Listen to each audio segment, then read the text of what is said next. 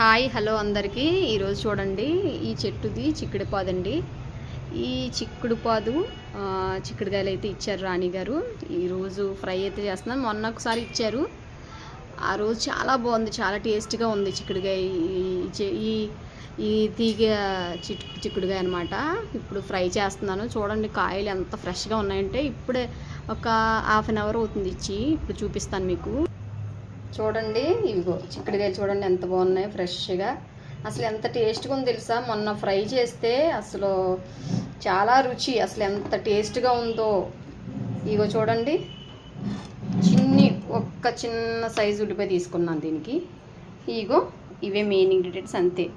చిన్న ఫ్రై చేస్తా, చూపిస్తాను ఫ్రై చేసిన తర్వాత మీకు.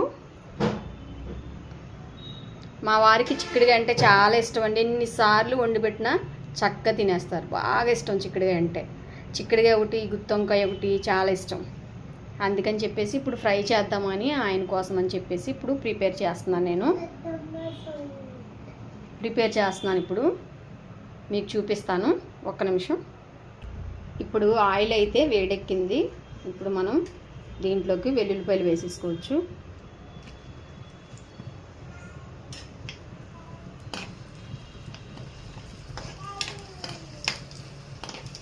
చాలా టేస్ట్ అయితే ఉందండి, అసలు చాలా అద్భుతంగా ఉంది చిక్కుడుగా అయితే.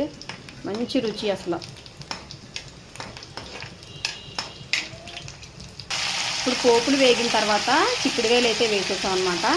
ఇప్పుడు ఆనియన్స్ పోపులు వేసిన తర్వాత వేయను, ఇవి కొంచెం అలాగ వేసిన తర్వాత ఆనియన్స్ అనేవి ఇలా వేస్తే టేస్ట్ ఉంటుంది అన్నమాట కూర. అందుకని చెప్పి ఇలా వేసాను. బాగుంటుందండి, చాలా బాగుంటుంది. ఇలా సింపుల్గా ఉంటుంది, అసలు టేస్ట్ కూడా చాలా బాగుంటుంది. ఇప్పుడు దీన్ని మనం మూత పెట్టేసుకుందాం. చూడండి, ఇది వేగింది కదా. ఇప్పుడు దీంట్లోకి సాల్ట్, పసుపు వేసుకుందాం.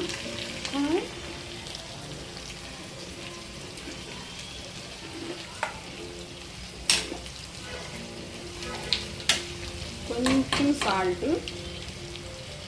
గట్టి.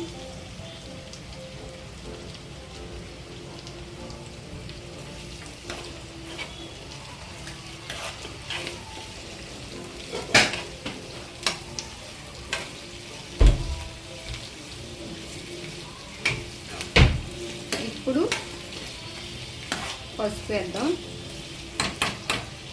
కూర మాత్రం ఉంటుందండి, మంచిగానే ఉంటుంది. ఇప్పుడు కొంచెం సేపు మగ్గాక అప్పుడు లాస్ట్లో కారం వేసుకుందాం. మళ్ళీ మూత పెట్టేద్దాం, లాస్ట్లో కారం వేసుకోవచ్చు. ఆపేసే. ఇప్పుడు వేగింది కదా, ఇప్పుడు ఇందులో కారం వేసుకోవచ్చు.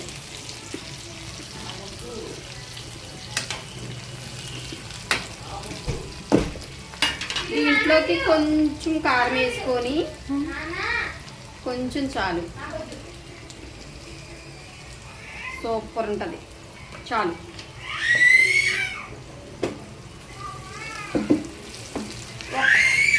అంటే పచ్చివాసన పోయే వరకు ఉంచేసుకొని దించేసుకోవడం, ఇంకా ఫ్రై అయిపోయినట్టే. బాగుంటుందండి, మీరు కూడా ఒకసారి ట్రై చేయండి. మమ్మీ ఆల్రెడీ ఫస్ట్ టైం చేశారు, అప్పుడైతే చాలా బాగా వచ్చింది. కానీ అప్పుడు కర్రీ చాలా తక్కువ ఉన్నది. ఇప్పుడు కూడా తక్కువే ఉంది, ఎందుకంటే తక్కువగా కాస్తుంది అనమాట ఆ పాదుకి. ఎందుకంటే ఈ చెట్టు నుంచి కదా తీసినవి, సో అందుకని తక్కువ ఉంటాయి. అబ్బా, మిగతా చెట్టుకి కసి కదా.